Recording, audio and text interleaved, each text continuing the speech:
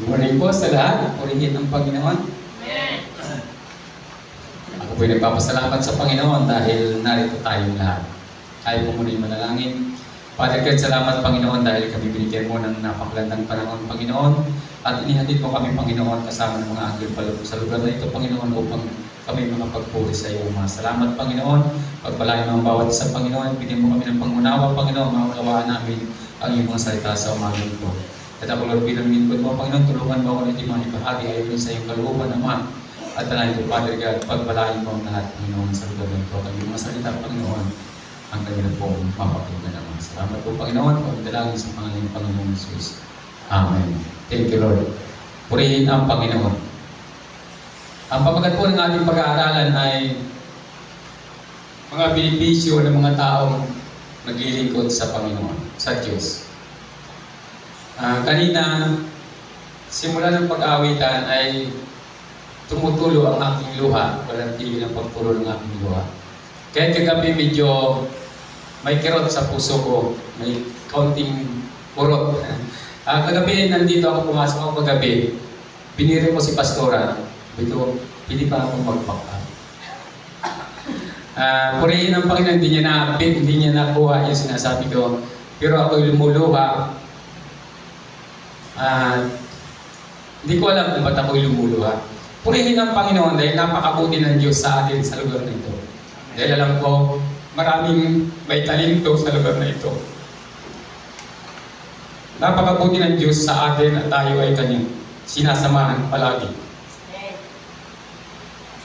Ang pamagat po ng ating pag-aaralan ay mga benepisyo ng mga taong naglilingkod sa Diyos. Salamat sa Panginoon dahil tayo po ay mayroong napakalaking pagpapala mula sa Panginoon sa ating pong paglilingkod. Ito po ay pinangako na ng Panginoon sa atin at ito po ay hindi niya binabawi. Mag-uumpisa lang ako sa isang kwento. Mayroong isang pamilya, sabi ko tamang-tama yung tinatake ni Kuya Mar kanina about family. May isang pamilya at mayroon silang isang anak. Isang araw, yung tatay niya ay sumama kasi malaki na siya, nag-aaral siya. Sumama yung tatay niya sa pagsundo doon sa anak niya. Pero siya ay bulag. Sumama sa nanay niya at sinundo yung kanyang anak. Mga elementary pa lang yung anak niya. Ang sunduin niya, nakita ng mga kaklase na bulag yung kanyang ama. At simula noon, tinutokso na siya ng kanyang mga kaklase. Bulag pala ang tatay mo.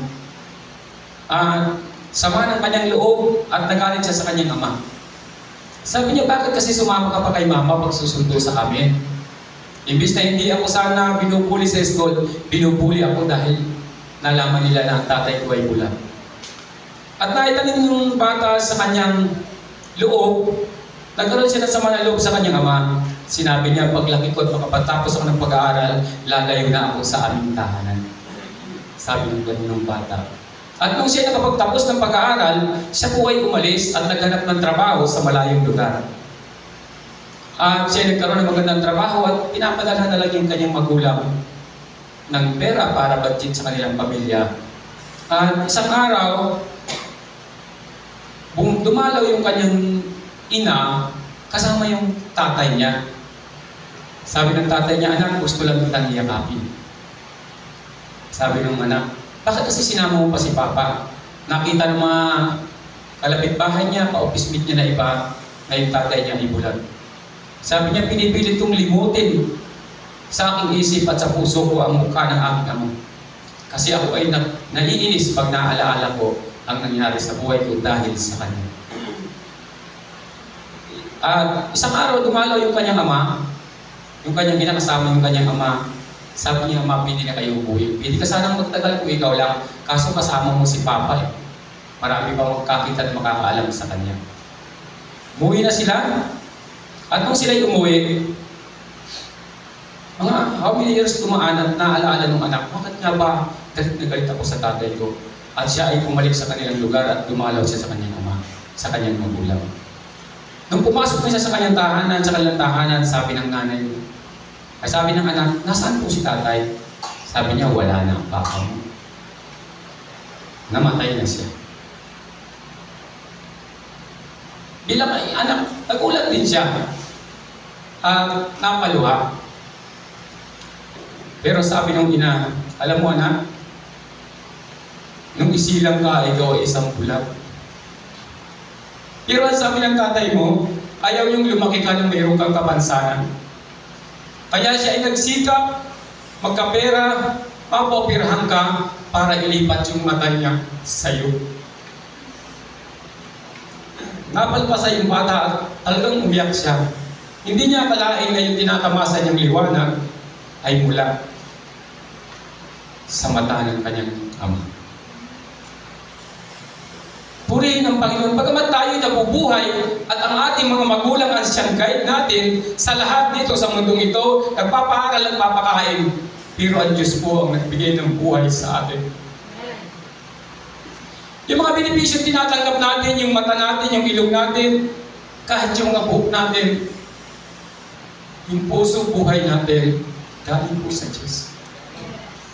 Kahit ang ama mo, ang ina mo ang nagpapaaral sa iyo, pero ang kabuuan mo, ang Diyos ang nagbigay sa iyo. Bakit po hindi natin kayang ibigay ang ating paglilingkod sa Panginoon na mayroong pasamang pagmamahal? Hindi naman po nagkulang ang Panginoon, napakarami ng kanyang pangako para tayo ay pagpalain. Ibinigay po niya ang lahat para sa atin bilang mga anak. Yung liwanag ng mundong ito, pinagkaloob ng Diyos sa atin para po tayo ay magkamit ng mga bagay na kailangan natin. Hindi ko na po pinasulat kay Chichi kahapon yung mga verse kasi medyo dumating yung laptop ay gabi na. Ang sabi po sa mga awit, chapter 91, verse 7 hanggang 16, ang sabi po rito, kahit na mabuwal sa iyong harapan ang 1,000 tao, sa iyong paligid ang bilang ng patay maging 10,000, di ka matatakot, natitiyak mong di ka maano. Ika'y magmamasid at sa panonood, mapapatunayan, iyong makikita ang taong masasamay pinaparusahan. Sapagkat si Yahweh ang iyong ginawang tagapagsanggalang at ang pinili mo mag-iingat sa iyo ay kataas-taasan.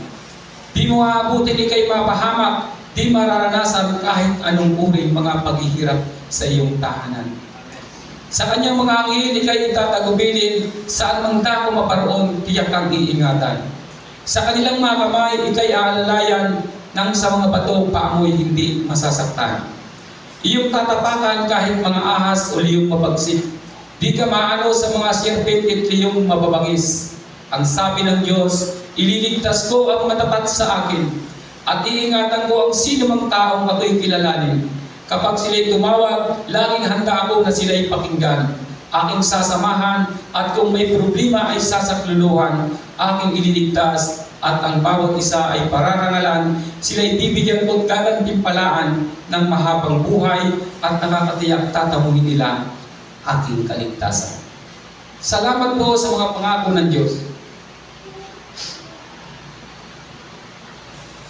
na ibinigay po sa atin.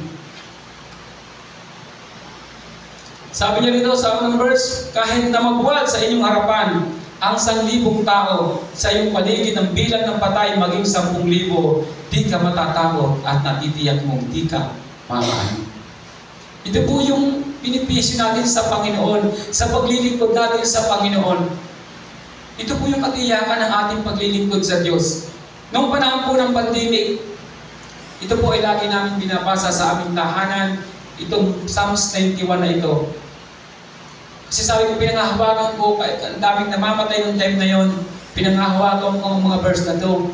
Kasi ito po ay mayroong isang grupo na sa ibang bansa ng mga sundalo, bago sila lumalabas, bago sila pumupunta sa field, sa labanan, ito muna ang kanilang nire-recite sa kanilang kampo at ni isa wala pong nabawas sa kanila natapos ang dibuhaan. Napaka-laki po ng nagagawa ng kapangyarihan ng salita ng Panginoon sa buhay natin pag ito po ay ating ninanamnam. At ito po yung unang benepisyo natin makakuha sa Panginoon, kahit na mabuwal sa iyong harapan ng 1,000 tao, sa iyong paligid ng bilang ng patay maging 10,000, di ka matatakot at natitiyak mong di ka maaano. Ang una pong kinatatakutan ng tao sa mundong ito, wala pong iba, hindi po sakit, hindi po gutom. Ang una pong kinatatakutan ng tao, kamatayan. Takot po tayong mamatay. Kaya po ito, sinasabi ng Panginoon, natitiyak kung hindi kayo maano. Kahit mabuwalang 1,000, 10,000, natitiyak kung hindi kayo maano. Ganun po ang mga pinipisyo natin sa Panginoon sa ating paglilingkod. Sabi niya rito sa verse 8, kaya ikay magmamasid sa panonood, mapapatunayan yung makikita taong masasamay pinaparusahan. Makikita mo lang nung nangyayari sa mundo. Malalaman mo yung mga nangyayari sa mundo, pero hindi ka mapapagabag. Hindi ka madadamay, parang kalmanti ka lang. Kasi nandun ka sa Panginoon, siya ang may hawak sa iyo.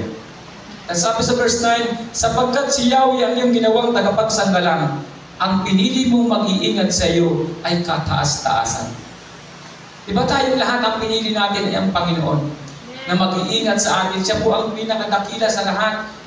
Sabi nga sa kataas-taasan.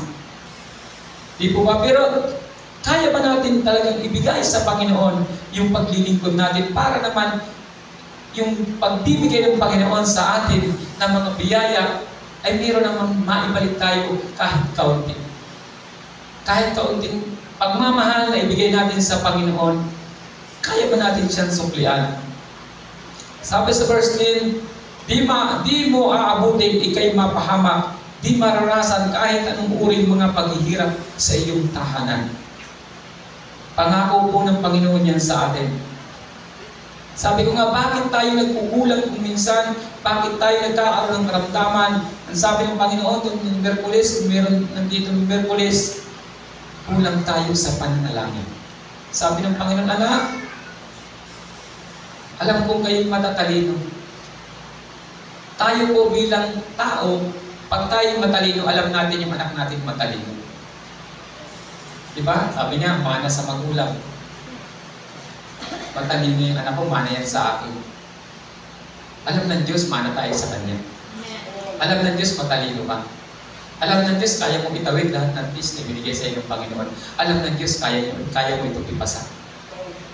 Alam din ng Diyos, mapagtatagumpayan mo ito kasi kilala tayo ng Panginoon kung gaano tayo matalino. Kasi napakatalino po ng ating Diyos. Tayo po ay nagmana sa Kanya. Kaya sabi niya rito, di mo aabutin, ikay mapahamak, di maranasan kahit anong uring mga paghihirap sa iyong tahanan. Nagtitiwala ang Diyos sa ating kakayanan.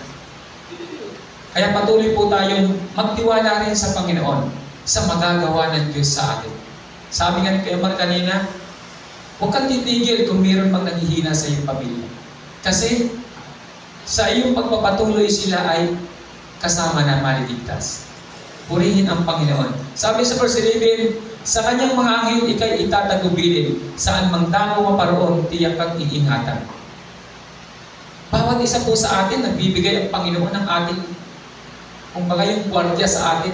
May anghel po na inilagay ang Panginoon bawat isa sa atin para mag-iingat sa atin, para mag-protection sa atin, para tayo pag-iingatan. Sabi niya, kahit saan man kayo pumaroon, tiyak ang iingatan. Sa kanyang mga, sabi niya rito, sa kanyang mga anghel, ikay itatagubilin, saan mang dako maparoon, tiyak ang iingatan. Mapapansin mo pag ikaw ay nagbiyahe, kung saan ka pumupunta, mapapansin mo, may mga bagay na parang muntik na lang pero hindi nangyayari. Kasi nandun yung anghel, iniingatan ka ng Panginoon. Akala mo ikaw pa yung nag-ikot ng manubela, yung pala, anghel na. Kaya hindi ka sumapit. Kaya may minsan pinagdadrive ka parang sasabit pero hindi sumabit. Kasi may guide tayo. May anghel po na nag-guide sa atin. Hindi ko malimutan yung kwento ng isang pastor, patutuon niya na sa Manila, sa Tondo, siya ay nagpa-Bible study. Inaabot siya ng gabi. At yung mga adik na sa tabing daan, sabi niya, pantayan niya namin yung pastor na yan. Kasi may pira na niya pag umuuwi galing niya sa may Bible study. Pinantayan nila. Ngunit nung papalapit na sa kanila yung pastor, mga alauna na silang gabi nakauwi. Naglalakad lang siya sa isang eskinita. Biglang nagtakbuhan yung mga adik. Nagulat yung pastor ba't nagtakbuhan. Napag-alaman niya kasi nagkaroon ng kwento-kwento, kaya pala malakas ang loob niyan maglakad. Ang nakita nila dalawang tao sa tigkabila na may hawak na espada. Kaya sila nagtakbuhan. Ipinakita ng Panginoon, anak ko ito, hindi ko ito pababayaan. Nandun yung protection ng Diyos. Kaya sabi ko, sa paglilingkod natin, bakit ka natatakot?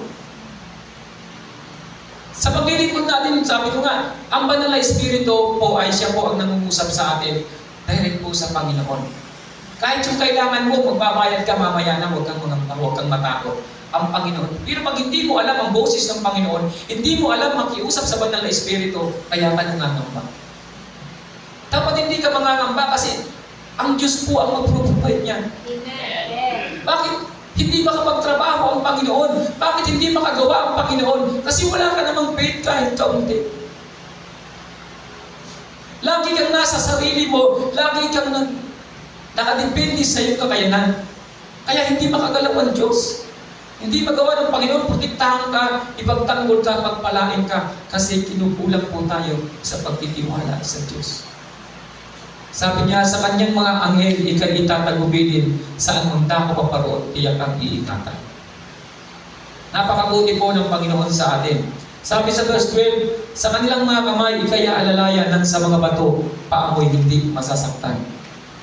Kaya nga ako, kahit nagbabalik-balik dyan, okay lang eh. Kahit mabato. Diba? Kasi alam ko kasama ko ang Panginoon, iingatan niya ako.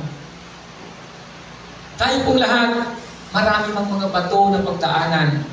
Marami mang struggle na pagdaanan natin. Marami mang alon, ups and down. Kasama mo ang Diyos. Kasama po natin ang Panginoon. Alam niyo, pag marunong kang maglaro ng buhay, ng mga pagsubok sa buhay, makakita na kayong magaling mag-surfing maglaro sa alon. Di ba? Pag malalaking alon, ang saya nila, nakakatalon sila ang tataas, pero hindi marunong, umiiyak na sa gilid. Mamamatay na ako. Pero yung marunong, nilalaro lang yung alon. Sa buhay po natin, pag may mga pagsubok at alam mo ang Diyos ang kasama mo, lalaruin mo lang yan. At pagkatapos nun, pagtagumpay nun, gagawin nun napakatugtungan at napakataas mo. Naglilibil up ka sa buhay mo dahil sa ibinigay ng pagsubok sa iyong Panginoon. Ganun po kabuti ang Panginoon sa atin. Kaya sabi niya, sa kanilang mga kamay, ikay alalayan nang sa mga bato, paamoy hindi masasaktan. Patalas man yung bato. Bumili ka ng kapal-kapal na chinilas. Yung makapal-kapal na chinilas para hindi mo maramdaman yung bato. Kapal-kapalan po natin ang ating pananampalataya. Kapal-kapalan po natin ang ating pananampalataya sa Diyos. Para pag medyo may sumagi na medyo masakit, umuukto lang dun kasi may gumo, makapal. Salamat sa Panginoon dahil alam mo lagi natin siyang kasama at protektahan tayo. Ang kalaban po natin sa mundong ito, hindi tao, kundi ang gawa ng mga hindi natin nakikita mga spirito na para tayo wasakin. Kaya po dapat yun mapagtagumpayan natin. Pero paano natin mapagtatagumpayan kung hindi po natin ito kayang paglabanan dahil kulang tayo sa pagtitiwala sa Diyos. Ang sabi po sa 13, iyong tatapakan kahit mga ahas o liyong mabagsik. Di ka maano sa mga siyerpit liyong mababangis. Ang dami pong gustong sumila sa atin. Kung ang daming taong gustong magparatang sa atin, hayaan mo lang sila. Huwag mo silang pansinin. Patuloy ka lang manalangin, magtiwala sa Panginoon. At itiyak ko, sa dumating man ang kapahamakan, problema, sakuna sa buhay mo, ang Diyos ang magliligtas sa iyo. Si Daniel po, kahit ang dami nagbabawal sa kanya, ang dami nag-aakusa sa kanya na huwag siyang manalangin, patuloy siyang nanalangin, itinapon sa kulungan ng leon, hindi po nakakagat ang leon. Marami mang gustong sumakmal sa iyo sa mundong ito. Marami mga trials na gusto kang ibagsak, gusto kang iguho, huwag kang bibigay kasi may gagawin ka pa dahil ngayon na po ang oras ng harvest. Mag-harvest pa po tayo, magtatrabaho tayo sa templo ng Panginoon. Kaya ngayong unang verse, sabi niya rito, kahit na mabuhal sa iyong harapan ang 1,000 tao, sa iyong paligid ang bilang ng patay maging 10,000, di ka matatakot at tatitiyak kung di ka maaano. Bakit kayo ingatan ng Panginoon? Kasi ikaw ay panggagawa sa upasan ng Diyos. Marami ka pa pong aanihin. Bakit pahahabain pa ang buhay mo? Bakit pagpapalain ka ng Panginoon? Bakit pagagalingin ang karamdaman mo? Kasi ikaw ay magtatrabaho. Pagpapalain ka ng Panginoon sa ginagawa mo. Sabi niya sa 14, ang sabi ng Diyos, ililigtas ko ang mga tapat sa akin. At iingatan ko ang sino mang taong ako'y kilalanin. Hindi po nagtatangi ang Diyos. Kahit sino ka pa, kahit bago ka pa, kahit matagal ka na, basta't nagtitiwala ka sa Diyos, ililigtas ka niya. Napakabuti po ng Panginoon. Sabi niya, ang sabi ng Diyos, ililigtas ko ang mga tapat sa akin at iingatan ko ang sino mang taong ako'y kilalanin. Alam po niyo sa mga sakuna, napapanood kayo ng mga sakuna na nahulog sa bangin, pero may nakaligtas. Yung eroplano, bumagsak, may nakakaligtas. Kasi ang Panginoon po, inililigtas talaga niya ang mga tapat sa kanya. Lalo tigit kung meron pa siyang gagawin sa mundo ito para po sa kaluwalhatian ng Panginoon. Sabi niya, ang bawat isang madala natin sa templo ng Panginoon, libo-libong anghel po ang natutuwa. Kaya po sa bawat ginagawa natin, ang Diyos po ang mag-iingat sa atin. Ang sabi niya sa 15, kapag sila'y tumawag, laging handa ako na sila'y pakinggan. Aking sasamahan at kung may problema ay sasakluluhan, aking ililigtas at ang bawat isa ay pararangalan. Ang sabi niya sa unang paragraph, kapag sila'y tumawag, lagi handa ako na sila'y pakinggan. Kapag tumawag po tayo, sabi ng Panginoon, laging handa ako na sila'y pakinggan. Nakahanda po ang Diyos na tayo ay pakinggan. Hindi po siya bingi. Alam po ng Panginoon ang ating hinihingi. At kilala tayo ng Diyos. At ang sabi niya rito, aking sasamahan at kung may problema ay sasakluluhan. Lagi po nandiyan ang kamay ng Panginoon.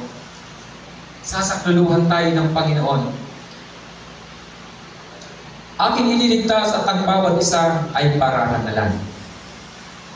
Hindi lang pala tayo ililigtas, hindi lang pala tayo iingatan, pararangalan pa tayo ng Panginoon.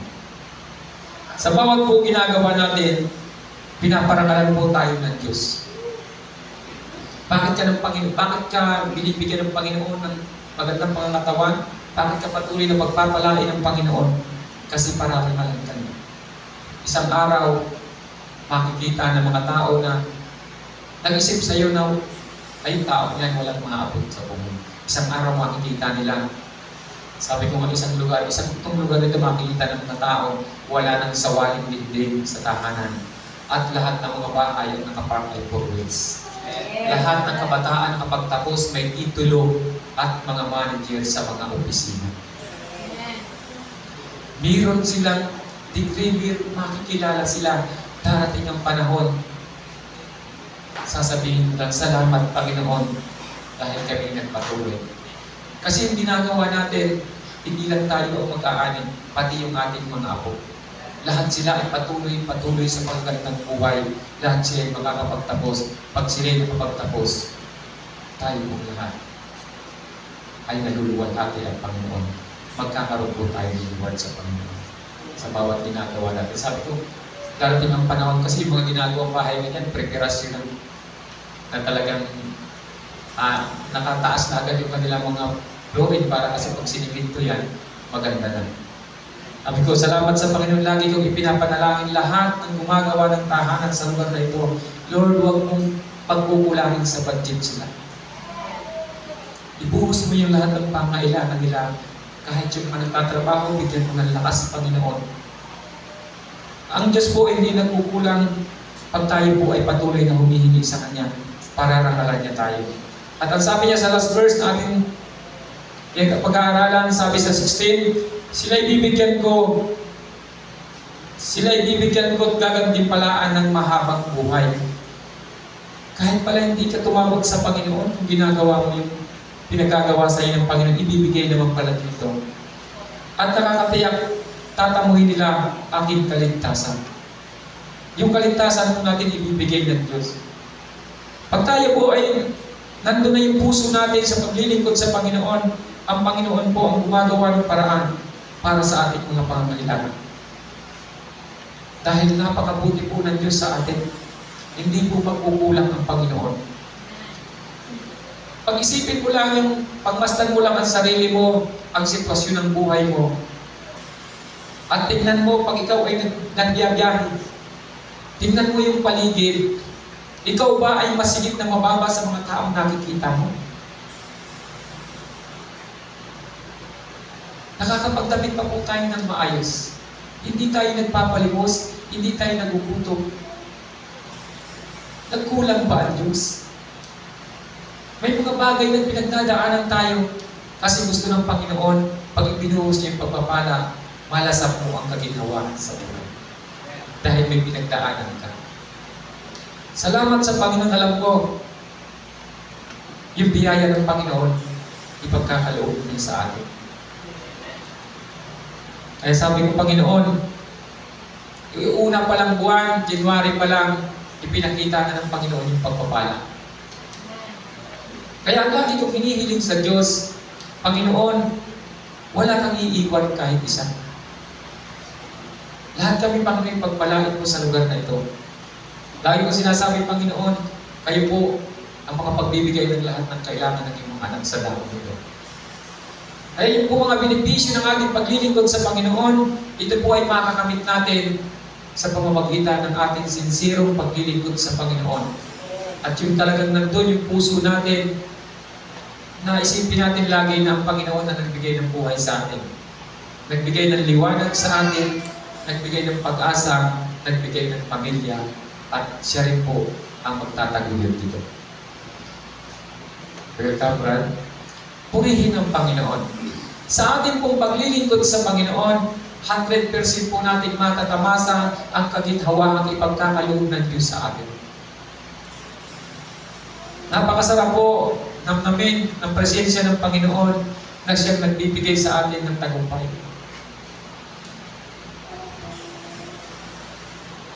Napakasarap po namnamin yung mga benepisyo ng pangako ng Diyos sa atin. Uulitin ko na lang yung mga verse na ating pinag-aralan. Sabi niya rito, kahit na mabuwalang sa iyong harapan ang 1,000 tao, sa iyong paligid ang bilang ng patay maging 10,000, di ka matatakot at natitiyak kung di ka maano. Ika'y magmamasilat sa panonood, mapapatunayan iyong makikita taong masasamay pinaparusahan. Sapagkat si Yahweh ang iyong ginawang tagapagsanggalang at ang pinili mong mag-iingat sa iyong kataas-taasan. Di mo aabutin ika'y mapahamak, di mararanasan kahit anong uri mga paghihirap sa iyong tahanan. Sa kanyang mga anghel, ika'y itatagubilin sa anong dako maparoon, tiyak ang iingatan. Sa kanilang mga kamay, ika'y aalalayan nang sa mga bato paamoy hindi masasaktan. Iyong tatapakan kahit mga ahas uli yung mabagsik. Di ka maano sa mga sirpinti iyong mababangis. Ang sabi ng Diyos, iligtas ko ang mga tapat sa akin at iingatan ko ang sino mang tao ako'y kilalanin. Pag sila'y tumawag, laging handa ako na sila'y pakinggan. Aking sasamahan at kung may problema ay sasakluluhan. Aking ililigtas at ang bawat isa ay pararangalan, sila'y bibigyan ko at gagantimpalaan ng mahabang buhay at nakakatiyang tatamuhin nila aking kaligtasan. Salamat sa Panginoon sa mga pangako pinitawan niya sa atin. Sana po ito ay mailagay natin sa puso natin, sa isip natin, bigyan natin tibay ang ating paglilingkod sa Panginoon. At tayo po ay magtatagumpay. Sabi ko nga kanina, maraming mga tayong mga pinagdadaanan sa mundong ito. Maraming mga gustong sumira sa ating relasyon sa Panginoon. Pero huwag mong hahayaan na ito ay mangyari. Lagi mong pangahawakan ng pangako ng Panginoon na hindi kanya pababayaan. Salamat po sa mga salita ng Panginoon ngayong umaga na ibinahagi sa ating kalagitnaan. At tayo po ay patuloy na magtiwala sa Diyos. Pagpalain niya ang mga salita niya sa umaga. Tayo po'y manalangin. Father God, salamat po Ama sa pagmamahal mo sa iyong mga anak sa damang ito. Hinihiling ko, Lord, na patuloy mong buksan ang kalamitan ng Panginoon ibuhos ang pagpapala sa mga anak mo na narito, Ama. Dalangin ko, Padre, kahit maramdaman nila ang tunay na biyaya yung presensya mo, Panginoon, na siyang mananahan sa kanilang mga buhay, Ama. At sa kanilang tahanan, Panginoon, maranasan nila, Panginoon, ang pag-aani, Panginoon, ang pag-harvest, Panginoon. Salamat po, Ama, sa pagbabago ng mga buhay namin, Panginoon, na patuloy mong ginagawad sa bawat isa. Pagpalain mo, Panginoon, ang aming mga pamilya. Pagamat wala rito ang iba, Lord, abutin mo rin sila ng iyong mapagpalang kamayan. Salamat po, Panginoon, sa patuloy mong pagbibigay ng tagumpay sa bawat isa sa amin. Maraming salamat po. Sana po maipamuhay namin ang aming napag-aralan ngayong umaga. Pagdalangin sa pangalan ng Panginoong Jesus. Amen. Thank you, Lord.